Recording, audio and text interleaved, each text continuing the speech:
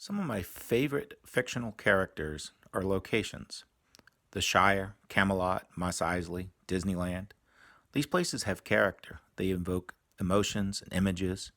Locations in RPGs can be as interesting and as real.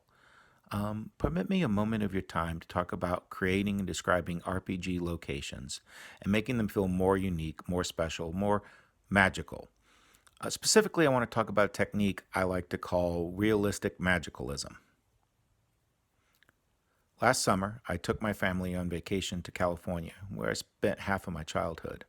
While there, I realized that my fantasy towns are partially based after Los Angeles, where I grew up.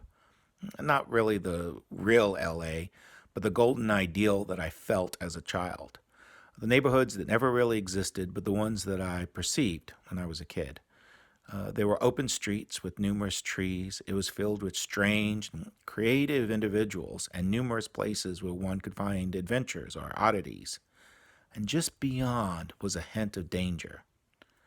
I'd like to encourage you to also embrace your own past. Here's a map of Tuluk Lake, a town in St. Farron's Valley along the road to Kahanga Keep. Here's the barracks where the young soldiers are trained. This is a market that sells simple food. And here is the local tavern belonging to Carl the Younger. This is just a map of my old neighborhood.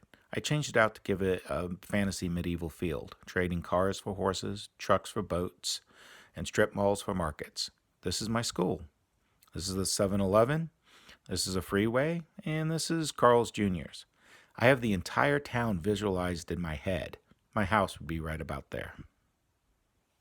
Since I remember my old neighborhood, I can easily add details and base NPCs around people that I once knew. I could throw in things that seemed magical to me as a child.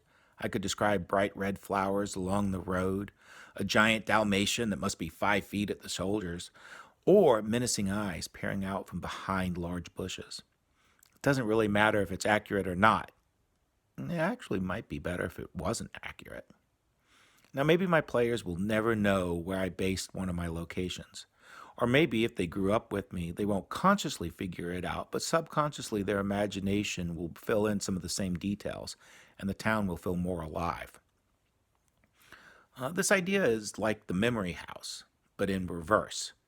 You are building locations out of your memory. Now, you can do this for any place the PCs might visit.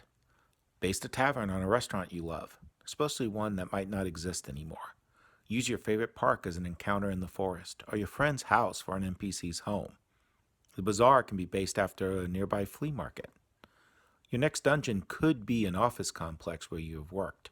Your players aren't familiar with it, but you know this cursed dungeon all too well. It will be easy for you to answer the players' questions while invoking the right atmosphere, and it may even be cathartic for you. Take inspiration from anywhere. Amusement parks, museums, historical sites, old vacations, military bases, fairs, festivals. Take the magic from your own life and put it into your fantasy world. Do you need more inspiration? There are untold historical sites, parks, arts installations, hidden natural wonders within an hour drive of your house. I bet you haven't been to them all. And while exploring your own town, all you need to do is take a few pictures, make a few notes, and you have some great locations for your next game. So to sum up, put the real world into your game world. Get reference materials from your own life.